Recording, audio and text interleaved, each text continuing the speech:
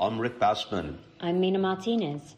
The Pitbull is one of the world's most misunderstood creatures. The wildly unfair reputation surrounding these beautiful and sweet dogs has segued into mistreatment and abuse in many forms, and from there, mass euthanasia.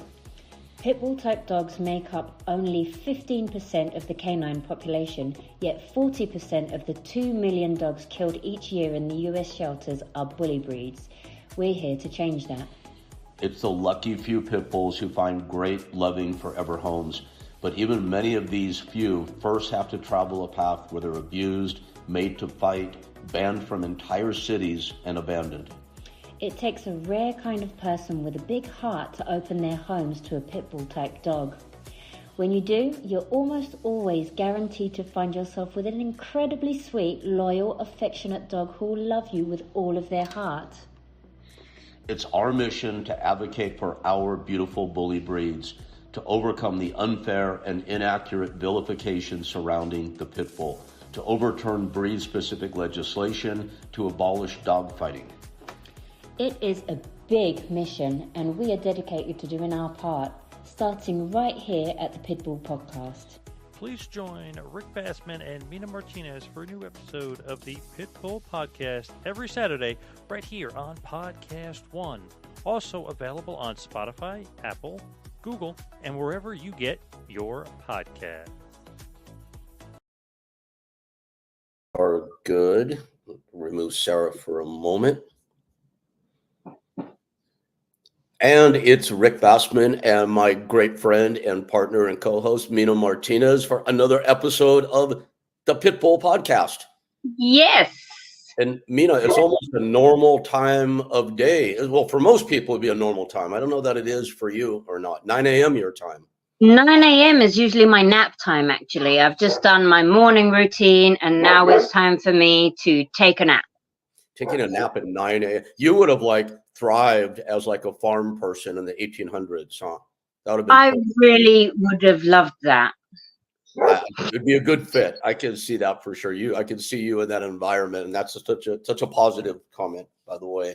So I'm excited for today's episode. We've had some pretty wacky characters on the Pitbull Podcast as of late, and God knows with Shorty coming up, and probably my dear friend Linda Blair, who I love more than anything, it's just going to get wackier and wackier.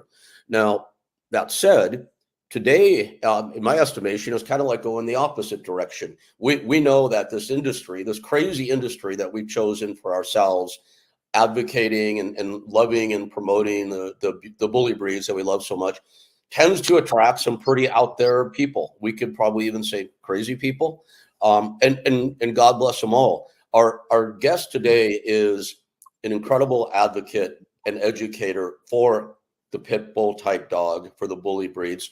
I've always admired her and liked her so much for that and the work that she does. But she also stands out to me because she is the most sane person I know in this world. And that's saying a lot. You don't see it often. You usually get the extreme personalities with our industry. So I think what we're going to get today is a lot of straight up education about these dogs that we love so much.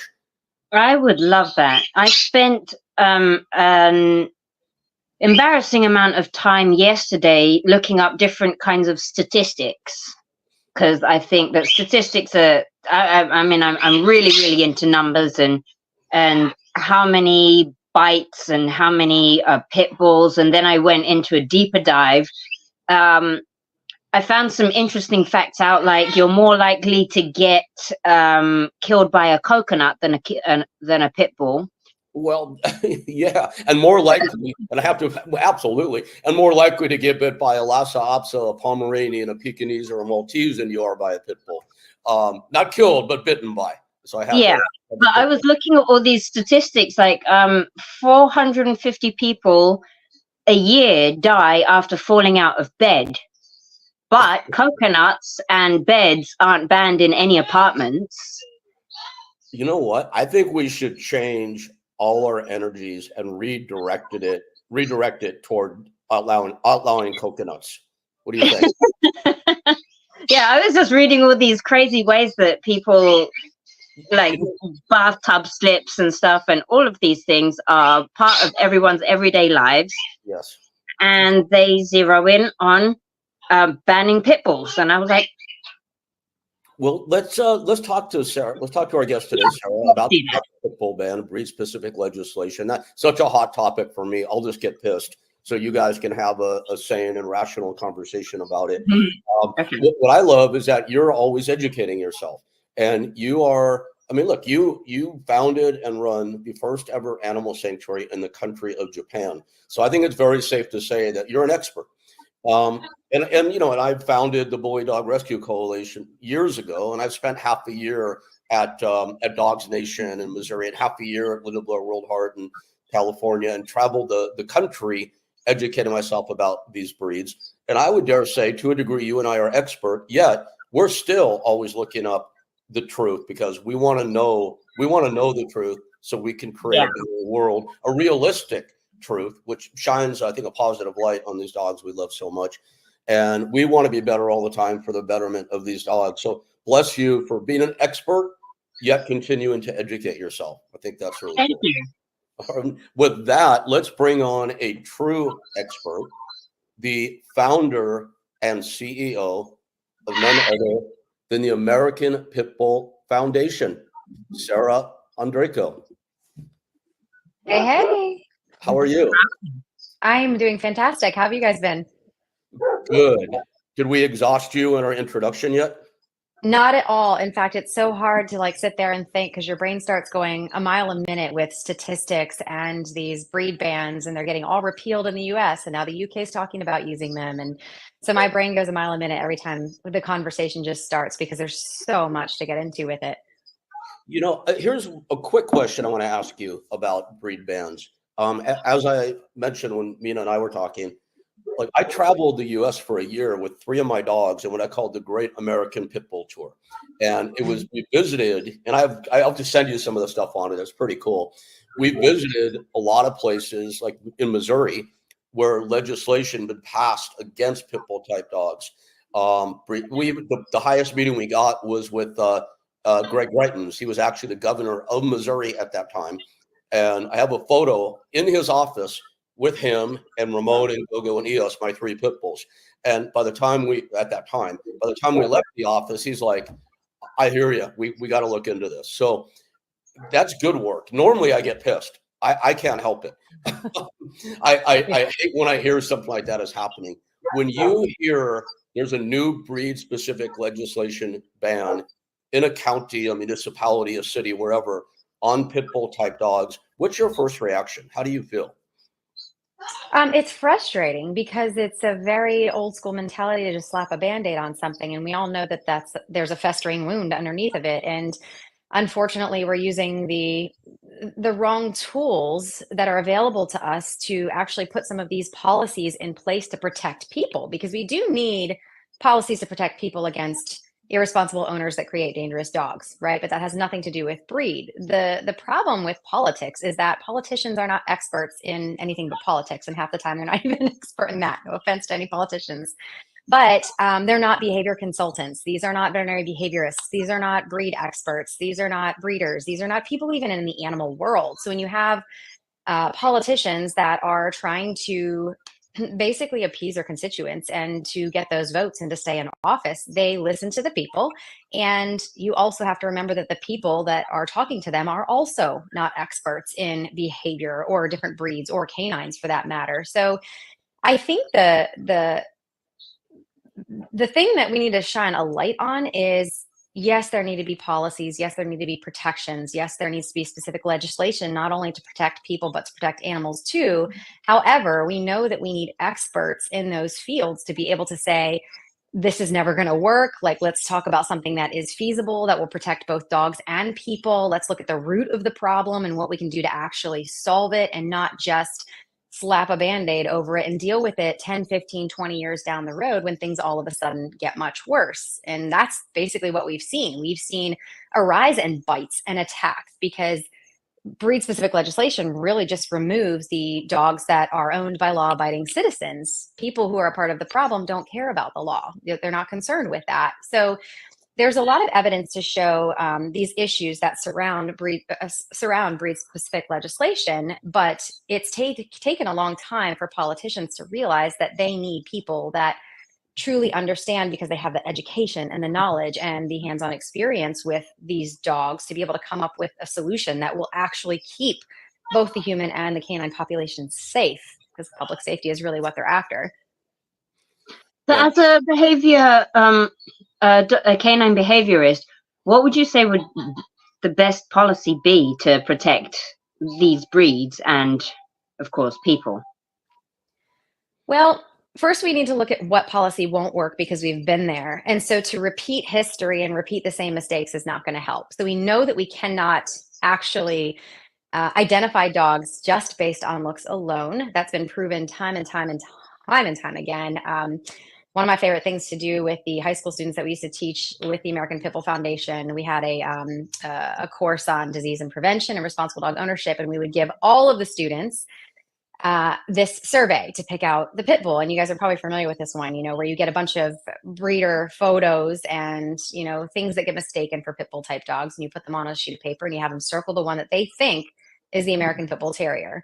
And it is more than 9 times out of 10 they get it wrong. We also surveyed veterinarians, veterinary technicians, breeders, and the general population. And that was one small study, but there have been multiple studies over the past several decades that confirm and prove, based on DNA tests that we run, that you cannot identify a pit bull type dog, which is also a loose term as it is, by visualization. So the first thing we need to do is say, okay, what we were doing isn't working. Now, what can we do to protect the population? Well, all dogs are individuals. Everyone, including us, is a product of our nature and nurture, our environment and our genetics. Like, that's all there is to it. You're a combination of both of those things, and that's as simple as you can break it down. So when we're looking at the reasons that dogs bite, that dogs attack, we have to look at that individual dog and that individual case. Once you do that and you really dissect that down, then you can start compiling those cases together and saying, okay, these are the common factors that we're seeing in these cases.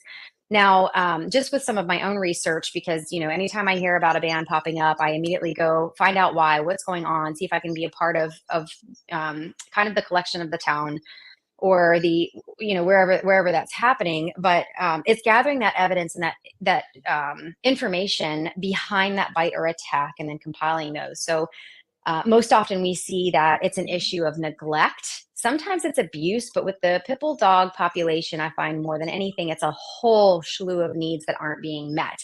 We have dogs that are chained up in the backyard. These dogs are extremely social with humans and very dependent on that one-on-one interaction. But pit bull type dogs, being a large portion of the population of canines, they are often left in the backyard, unchained, needs unmet.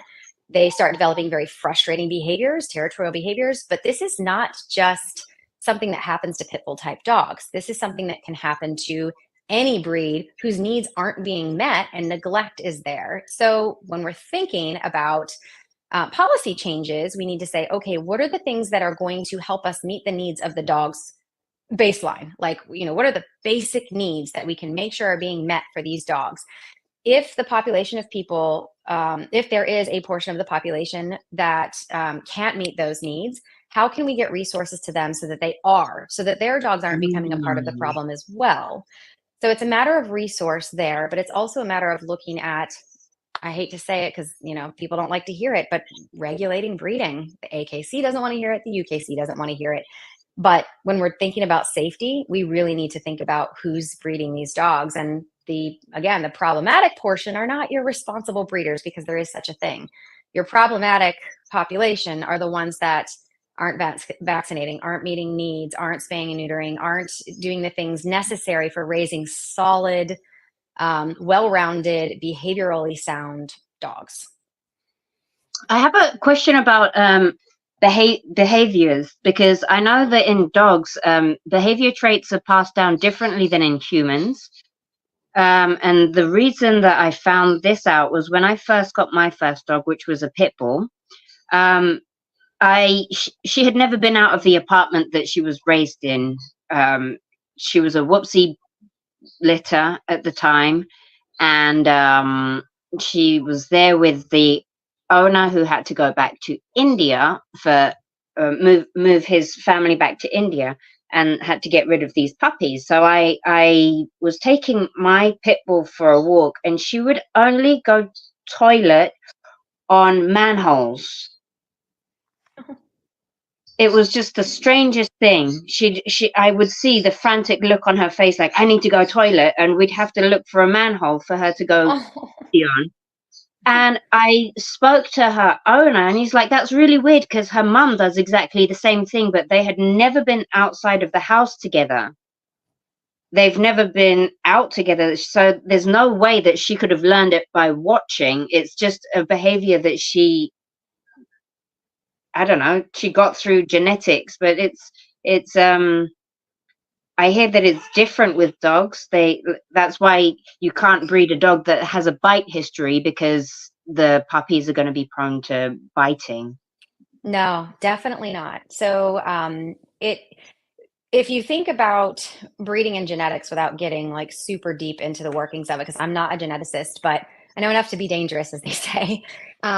If you look at even dogmen and game dogs, and when people were originally breeding, which they still do sometimes, but dogs for dog fighting specifically, you can breed a dog aggressive dog, which is actually pretty rare, and a dog selective dog together, or two dog selective dogs together. And say you get a litter of 10 puppies. Pit bulls have large litters, typically, depending on which one you go with. Staffies may be a little bit smaller, but out of those 10 puppies, you might get one or two, maybe, that is truly dog aggressive or highly dog selective. So yes, there is a higher likelihood if you're breeding those characteristics to another animal with the same characteristics, and that if you continue breeding those characteristics into that dog over generations, you will see more and more and more and more that show those traits. That's why we see higher levels of prey drive and dog selectivity in pit bull type dogs, because they were selected for that and bred for that. But even in selecting them and breeding them for it, it does not take out what shakes out genetically in terms of their individual personality, because these traits, they're turned on or they're turned off. They're there. And each individual that comes out, based on what happens to mom, the nutrition of mom, the stress of mom, whether they're able to nurse, whether they get colostrum or whether they don't, whether they're exposed to stressors during critical fear periods, whether they get enough social exposure early on during their critical socialization period. All of that goes into what that personality is going to become in the long run once they hit that maturity level. So it's so very important that we look at the individual dog. I mean, think about how many dog fight bust cases there have been, where we've had hundreds and hundreds of dogs placed from these cases, where the purpose of the breeders was to produce really aggressive dogs towards other dogs, not people. That's really important to note. And we're still able to take these dogs out of these situations. And oh, by the way, they live with 3 cats, and this one lives with 5 dogs, because you're just not going to get that. We're just not that lucky to say, I can genetically make this happen. You can try, you can play your odds, and you can increase your likelihoods, but there's still an individual dog in front of you. So. Well, thank God. I appreciate that explanation. Because I don't, Mina and I, as I hinted at, I consider us both experts to a degree, and then you hear information like that, and I just want to say I appreciate it so much, because I always want to learn more, and that's incredibly informative. Mina, what's your takeaway from that? Because that was a little bit different than I think how you said you saw it. Yeah, I mean, every dog is an individual, and under the umbrella of the term pit bull, you have every type of dog under the sun, from the couch potato to the agility dog, to the work driven dog, one with prey drive, one that loves to snuggle with kittens, and independent ones and codependent ones, and you have like every single type. That, I mean, what she said is what Sarah said is completely true. They are all very, very individual animals. So it's important that we look at the individuals and not a breed, because somehow we have racially profiled a breed, which is On that subject. Thanks for that, Mina. Going back to what we were talking about on BSL, breed-specific legislation, I think racial profiling is a great way to describe where this whole problem stems from. Sarah, if you were in the room, and I put people on the spot all the time, so here's my first one where I'm putting you on the spot. I know, get scared. We call this the elevator pitch segment. What You're are we in going an to elevator do? with someone for 60 seconds. If you get in the elevator with the governor of a state that has a statewide ban on bully breed type or pit bull type dogs, what would you tell them? I'd ask them what their experience with the dogs are to begin with. What's their experience with canine behavior? I'd probably plant things a little bit and say, oh, who is your panel of experts? Do you have a veterinary behaviorist on board? Do you have a breed specialist on board that is helping you make these decisions? Because I'd love to know who the panel is. Just giving them the idea that making it their idea, essentially, that they should probably be referring to people that really know what they're talking about in terms of behavior and breeding and the shelter crisis that we are facing currently. So, people like to hear things and then kind of come up with their own idea as to what they want to do with it. So I think I would kind of plant that information like, oh, hopefully I would know what they're working on, or if there's something going on in their county or their state or province, and just say, oh yeah, so on this issue, who's your panel? Do you have anybody really good, kind of thing? Who's your vet behaviorist or something like that, to kind of nudge and say, oh, light bulb moment, maybe I need to have a group of people that I can rely on that are credentialed to bounce some ideas off of, and people with, real life working experience, rather than taking information just from, a few community members. Can I talk to people that have worked with thousands and thousands of these dogs, or that have the education and the knowledge behind them to help us come up with practical solutions and keep my community safe?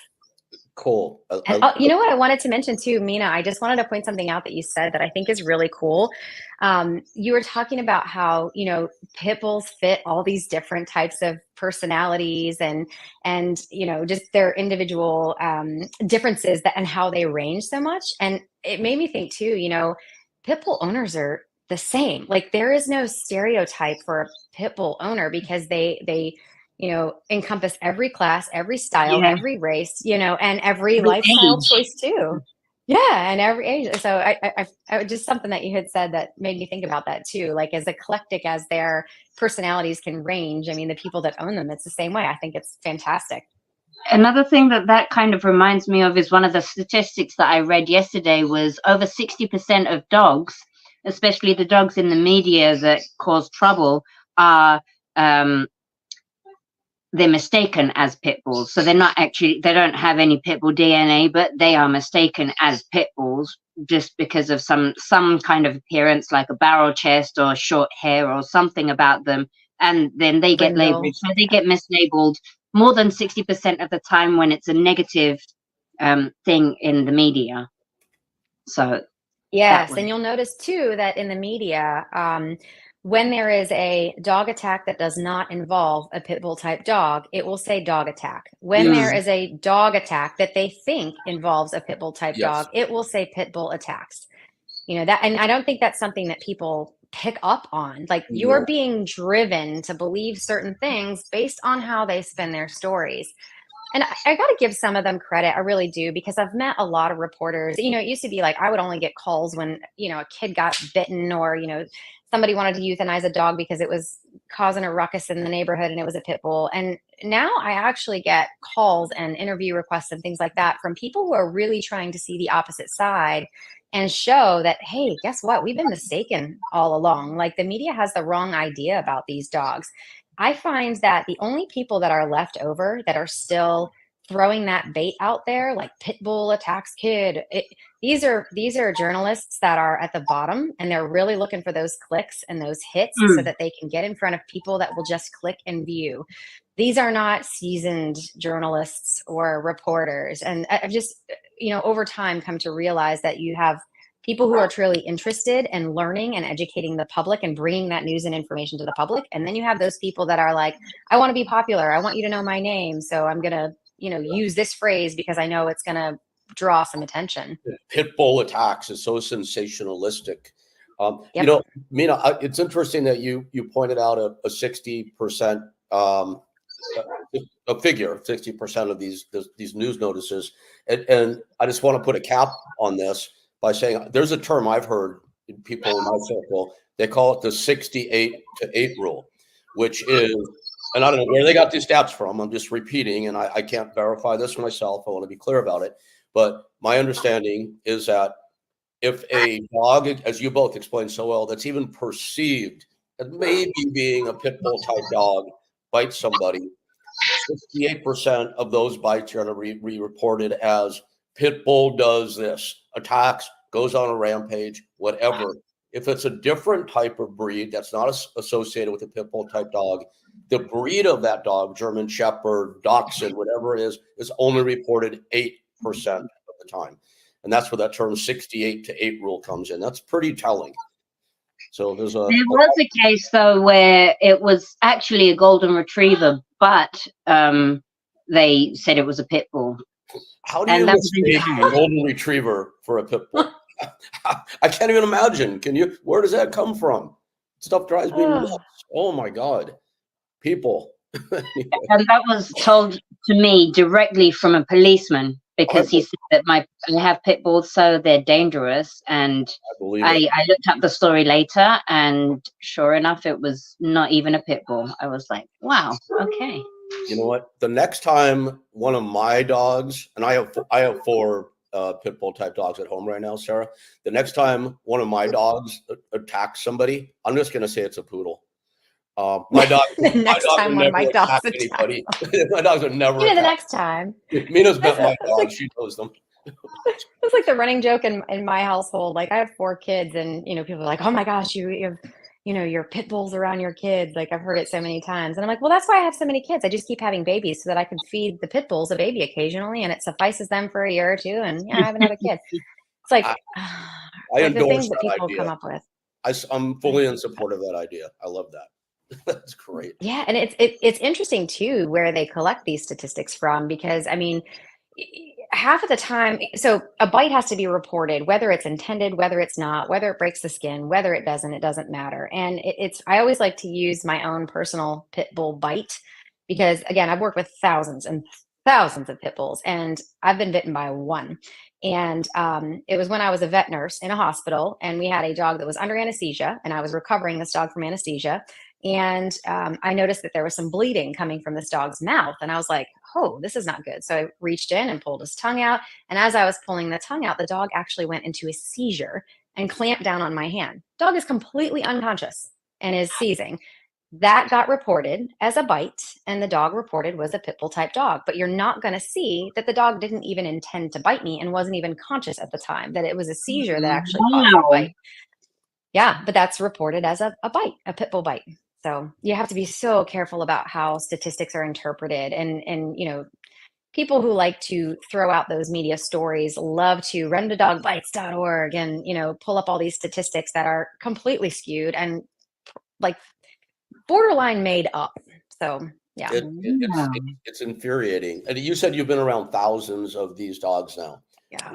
How would you best characterize or describe the personality of a pit bull type dog? Without taking away from their independent types, because they can range. Some of the most common factors that I see in pit bull type dogs is their huge desire for that one-on-one time with their person. They are like little dependents. They like to be around people. They really need that one-on-one time. They're typically pretty athletic, even though we've got our couch potatoes. The American Bully side is a little bit larger, a little less athletic, but for the most part, your American Pit Bull Terriers, your American Staffordshire Terriers, and even your little Staffy Bulls, they're really athletic dogs. They typically have a good prey drive, so a lot of fun games that you can play with them and tap into. But they're super eager to please. I also think that the majority of them are really, really good family dogs. They're highly tolerant.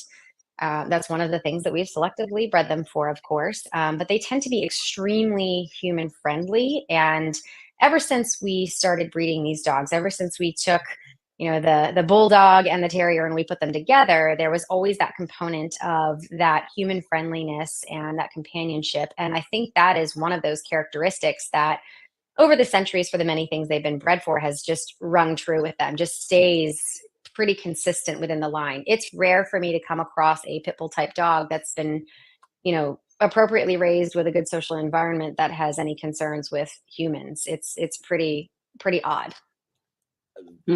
So beautifully said. Thank you. And I just want to say to that, hallelujah. I agree with all of that. So nicely said. You and I and Mina have all used the term in this interview alone several times, pit bull type dog. And we've also talked, you have mentioned now Staffy bulls and American bullies and American pit bull terriers. Now, you know the same people we know, I'm sure. You get Bronwyn Dickey, who wrote the amazing book Pitbull. And I love that this book. one. Yeah. And I love that book. And Bronwyn is amazing. And you get Darcy Dennett. Yeah, she did a really good job with that. Yeah. Such a good book, Pitbull. And she's going to be on our show coming up. Really psyched about that. Excellent. And then you get Darcy Dennett, who directed The Champions, great documentary about what pit bulls can become when they've been in a challenging space. If you talk to Darcy and you talk to Bronwyn and anybody else I've found that are experts, Linda Blair, about pit bull type dogs, there always still seems to be some confusion about what fits in that category and what a pit bull is. Now, at home here, I have a Staffordshire Bull Terrier. I have an American Bully. I have an American Staffordshire Terrier. And I have an ABPT, an American Pit Bull Terrier. Yeah, well, 4. You've got the completeness of what I consider the 4 breeds that fall into pit bull. Okay, so that was my question to you. What comprises the pit bull? Because right now the American Kennel Club recognizes 200 different breeds. That was in 2023, I believe, exactly 200.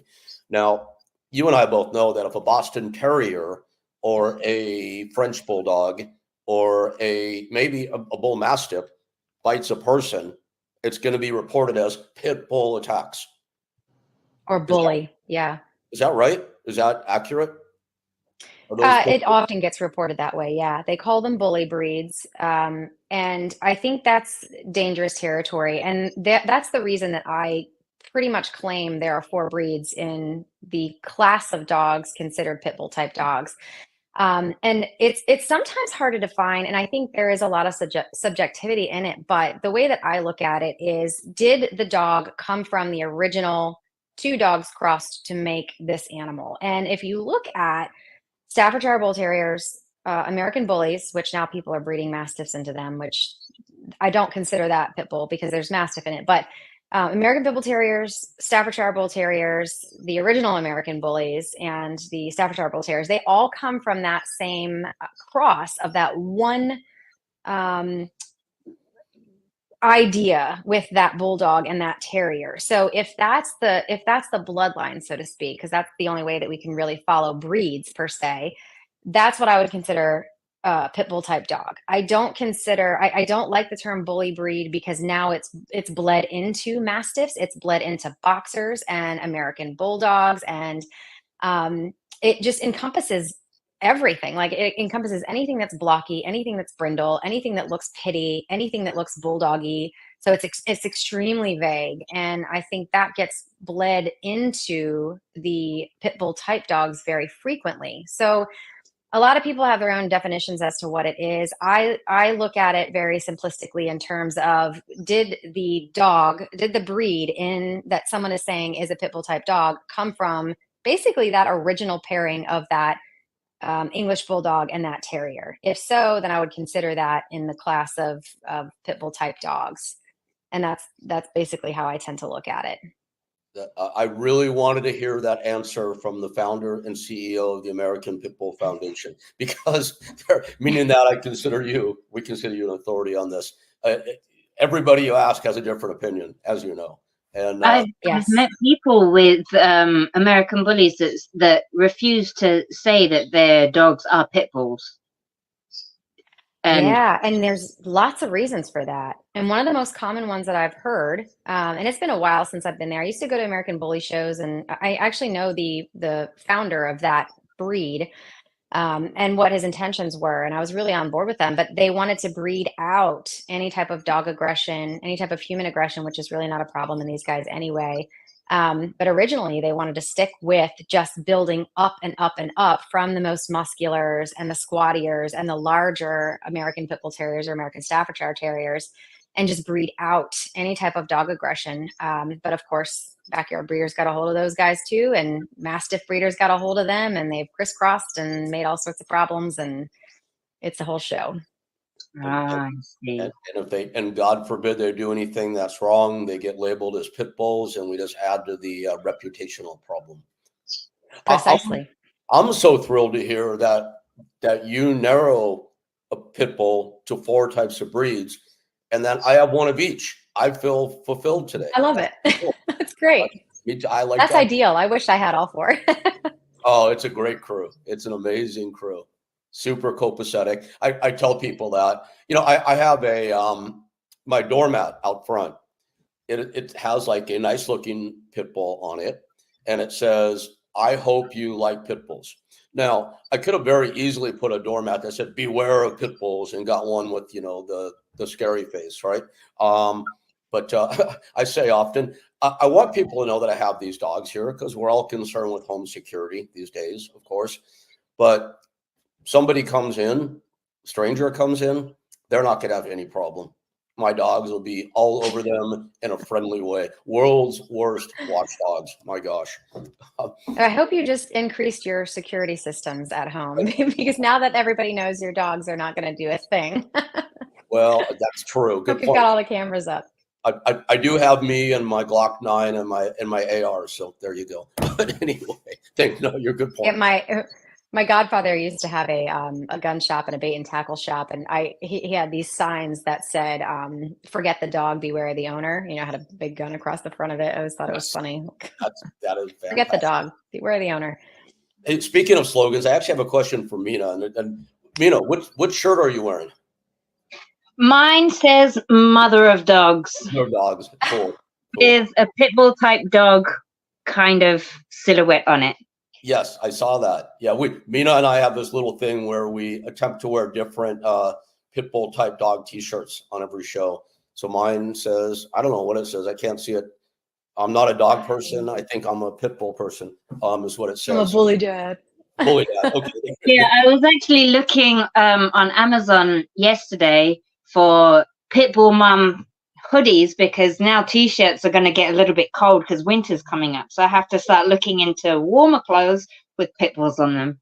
So, Sarah, do you have American Pit Bull Foundation shirts?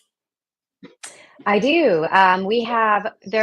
Mostly what we have right now are veterans and pit bulls T-shirts. Those support our service dog training program. We only use pit bull type dogs for it.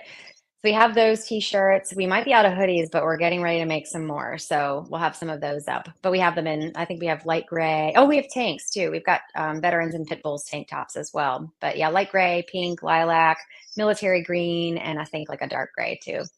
Nice. I'm gonna log on at the conclusion of our show, and I'm gonna order some American Pit Bull Foundation swag for me and Mina, and Awesome. we'll be sporting it on a episode in the near future for sure. Yes, I get so excited when I see them in the wild. I really do. I'm like, oh, they're wearing our shirt. Look. Yeah, that is so cool. So if people want to log on and get their own shirt or get more information about you, where do people want to go to check you out?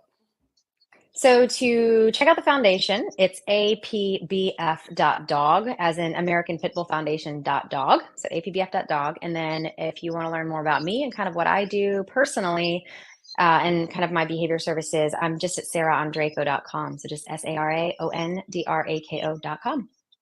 Easy enough.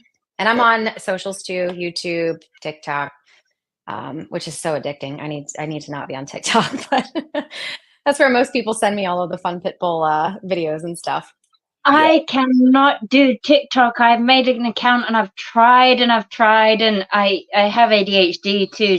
So my attention span is, if it doesn't engage my brain, I'm like, yep, done.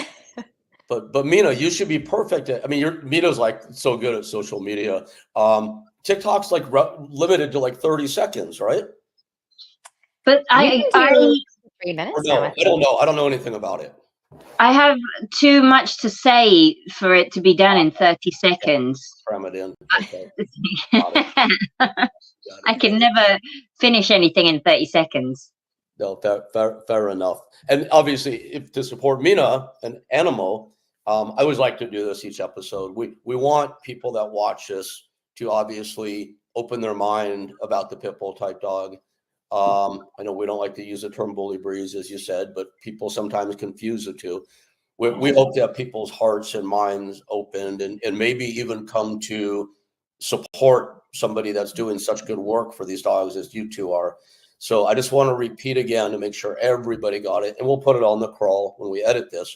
But American Pitbull Foundation, the acronym APBF.dog, and then to support the amazing work being done at the first and only animal sanctuary in the country of Japan, which is Mina's. That's Animo, not animal, Animo, ANIMO, sanctuary.com. Right, Mina?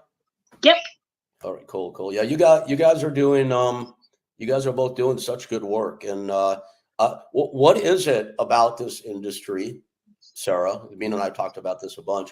Why does it seem to draw only women? Where are all the men in this thing? Ooh, I'm afraid to answer that question. Let's hear it, please. Gloves.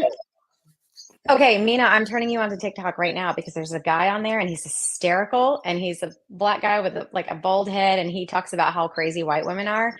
Oh, I know him. Have you seen him? He's like, so funny. white women aren't afraid of anything. They're not afraid of anything. They're gonna find a pit bull and they're gonna put it in pajamas, and it went from fighting and da da da da. You know, he's hysterical. But jokes aside, I think it has to do with the nurturing side of females. I mean, even without, some women don't have like a strong maternal instinct, but there's still that nurturing side to women more so than men. And we're just looking at biology. We're looking at basic biology here. There are differences between the X chromosome and the Y chromosome. And when we look at the population as a whole, again, not speaking individual here, speaking in generalities, the female of the species, of the human species, tends to be more nurturing. And again, that's not the case for everyone, but I think that's why we might see a larger portion of the population being female. I also think that they get more emotionally attached and tied, again, in general, to the work that's done and put less of an emphasis on financial stability. So I think women tend to be more likely to kind of spend the last dime or go into a position that doesn't necessarily pay and take care of the entire family. Whereas I find that even more, not even traditional men, but even more modern men have more of a focus on that financial stability for their family. And maybe we are just crazy. Maybe we are just crazy about the things that we do and our passions, and we're willing to just risk it all. So I think it's kind of nurture, and I think some of it is risk and priorities too. But it's hard to say because I've met so many unbelievably compassionate and caring men. I'll tell you, documentary. Have you seen Guilty Till Proven Innocent that Jeff Thiemann did? No, what is it? I'm sorry. It's called Guilty Till Proven Innocent. Mm-hmm. He's one of those just incredibly brilliant and compassionate men. But that reminds me, when we were talking about statistics, one of the pieces in the documentary was this gentleman addressing counsel about a breed ban in Ohio. And his statistic was hysterical. It was meant to be a joke, but he said, you're more likely to get gored by a unicorn than killed by a pit bull. That was his mocking of the whole scenario. But yeah, so anyway, all that to say is that yes, there are men out there like Jeff and like you, Rick, too, that are just very drawn to this and very passionate about it. But you're right. You do tend to see more females involved. That's such a great answer. I mean, what else do I have to say to that? Yeah, all my work has been 99% of my work in this field has been with women. And I think you hit every nail on the head. More compassionate. I'm not necessarily on the ball with the finances because we all know many in the nonprofit space are struggling to stay afloat. Yeah. And, that's why the American Pitbull Foundations and the Animos and the Linda Blairs and the Lovables in Oregon all deserve our support for sure, doing such great work. Who are you in touch with in the Pitbull rescue world that you like to support? Personally? Yeah, if you don't mind sharing. So it's very random because it's not as much about support for me as it is in terms of like collaboration and learning from one another. I like to read about other people in the industry, see what they're doing, see what they are having success with, have conversations, and collaborate in whatever way possible.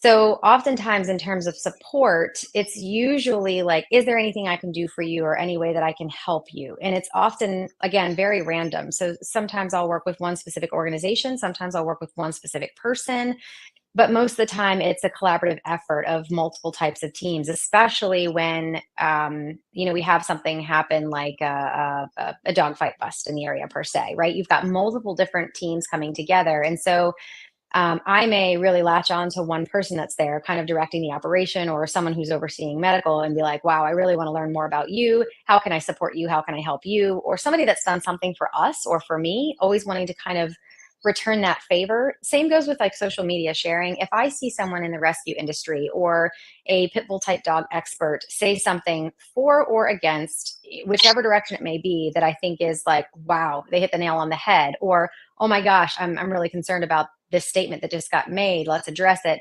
I like putting that information out there on social as well, so that I'm also supporting other people who are actively seeking more and more education, kind of like you guys were talking about earlier, and furthering their knowledge and helping other people in the industry as well, not just focusing so much on what's right in front of them or their organization. So I very much like to support other people that are also like-minded in terms of collaboration. So it's tough to say specifics because I work with so many different people in the industry, and I would feel bad like singling people out and not mentioning other people that I think are so very important and, extremely knowledgeable too.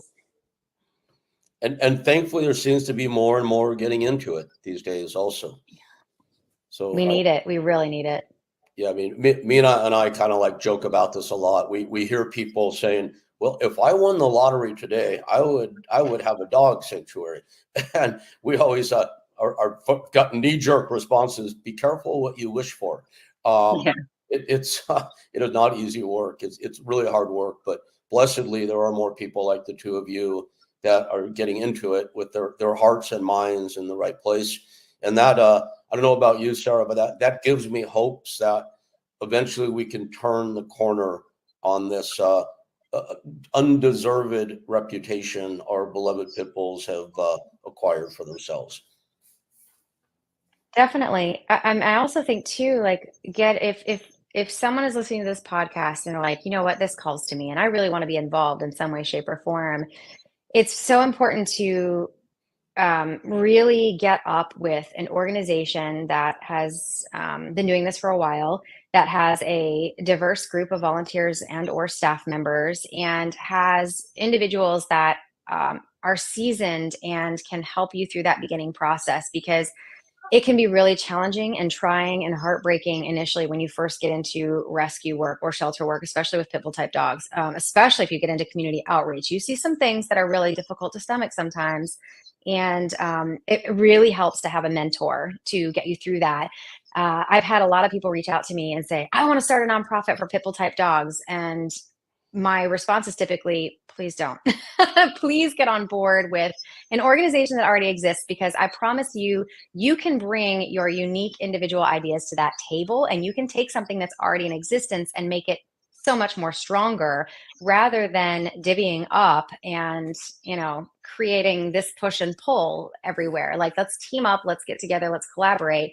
Don't start a new thing. Jump on board with people who are experienced, who will listen to you and will answer your questions and, mentor you along. But it can make such a difference than just jumping in head first without, getting some history of what has happened, where we've been, and where we're going. That's exactly what I did, actually. And You that's did exactly the advice that I give people when they ask me, how do I start? And I'm like, you don't. Don't do it. you can help make another organization so much stronger by fostering, by doing their social media, by taking stuff off of their plate that they need help with. And it's better to have stronger organizations out there than lots of weak ones. Yes. And there are a lot of weak ones, unfortunately, because you think Yeah. about it, you're starting from scratch. You're building up from the bottom. Yeah, and you come in with a passion and a love, but what else do you have? And you the two of you couldn't really give any better advice than you both just gave. And if somebody is destined to have their own situation, well, they'll know that after they serve 2 years or 3 years or 5 years under the expert watch of somebody like yourselves. So that is amazingly great advice. And I don't want to invite a flood of email to either of the two of you. But if somebody out there right now is watching this and they're like, that's really good advice, that makes sense. I'm in Marietta, Illinois, or I'm in Pensacola, Florida. Where do I go? What's their best resource they can go to find direction for this? I would start somewhere locally. I would start somewhere locally so you can get not just the mentoring, but also the hands-on experience with the dogs. I think that's huge.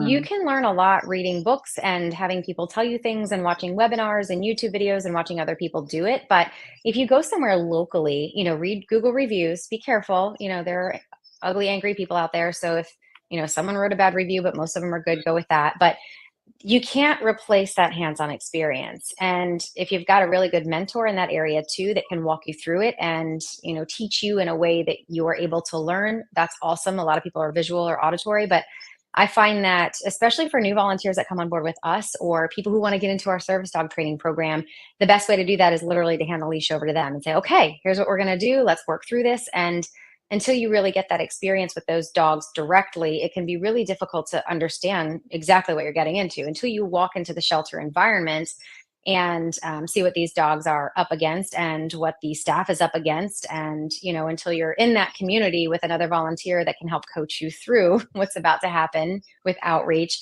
it's just hard to get a really good idea of what it is all about. We can tell you about it all we want, but until you're in it and you experience it, you're not really going to know. So wherever you are, Google your local rescue organizations, your shelters especially. And I never want to hear people say, oh my gosh, but they kill animals. They don't have a choice. So go support your kill shelter too, please, because they're not wanting to kill these animals. They need your help. They need you to volunteer. They need the support. So find out who's in your area locally, especially your municipal shelters. Go in with an open mind. Don't go in speaking. Go in to listen and to learn. Your voice has a place and it will come, but it will be heard so much more intensely when you have some experience behind it and you've gotten your feet wet and you've been in for a bit.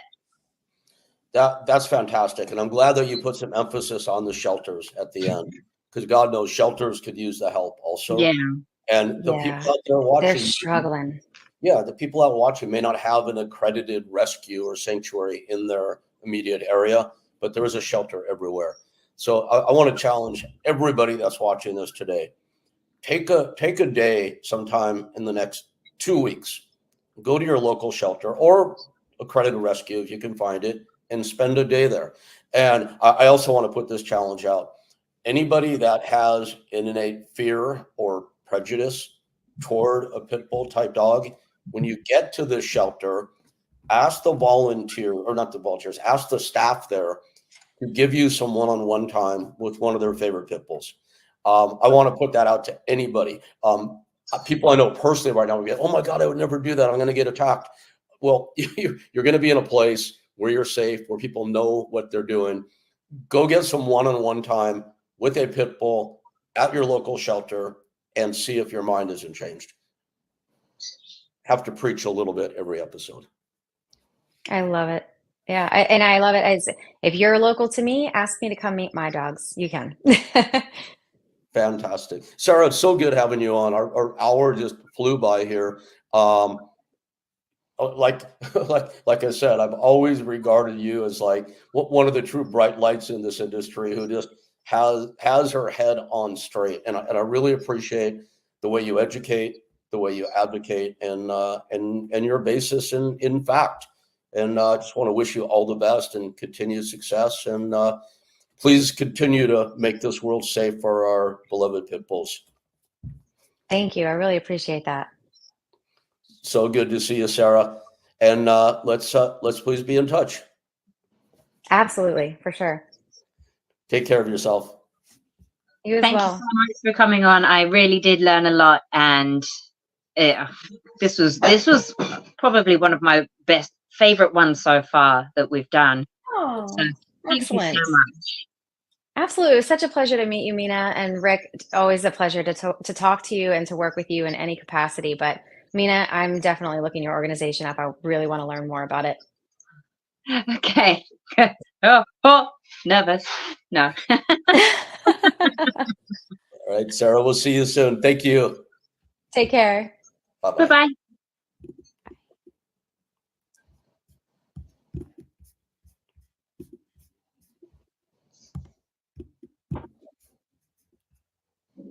That was awesome. Yes, I'm sorry. I had a technical difficulty here for a moment.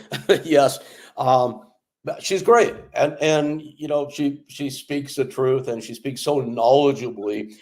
How can somebody out there that has a perverse perception of what these beautiful babies are not find Sara Ondrako credible? I find her to be one of the most credible people in this industry. Yeah, I mean, her presentation, the way she looks, the way she speaks, she's someone that anyone can look up to and listen and respect and be like, because some of the people that we've spoken to with like face tattoos, and me with all my tattoos, and like rough people talking like from East London, sounding like this, talking about how good pit bulls are and whatnot. But we've also got the other side of the spectrum, her, who speaks so eloquently, like just gives facts after facts, and I think everyone that watched this today would sit there, be like, just nod the whole time and be like, yeah, light bulb, light bulb, light bulb, light bulb. Totally agreed. Hey, so that said, you know what we should do for our next episode? We should find the craziest person we possibly can in this industry and just get the opposite side of it. Just a thought. I'm just, there's a few names. It's a long list, that's for sure. Question is, who gets the crown title, right? Who knows? Right. In the upcoming weeks here at the Pitbull podcast, we will find out. Yes. We could even ask people to rank who you think is the craziest. That's great. Yeah, we learned how to do polls recently. Yes, we'll get on that. Absolutely. Well, Mina, good to see you as always. And I know it's now 10 a.m. in Japan, so positively past your nap time at 10 a.m. Yes, I also heard the delivery truck come, and I'm pretty sure that the pit bulls in the garden have gotten into whatever has been delivered. Well, whatever it is, I hope they enjoyed it, because yesterday Roxy ate a whole bag of sunflower seeds. So bless their big pit bull hearts and their little pit bull stomachs, they deserve it. Yep. All right, Mina, well, enjoy your day, and I will talk with you soon, my friend. Yes, I'll see you next week as well. Bye-bye. Bye-bye.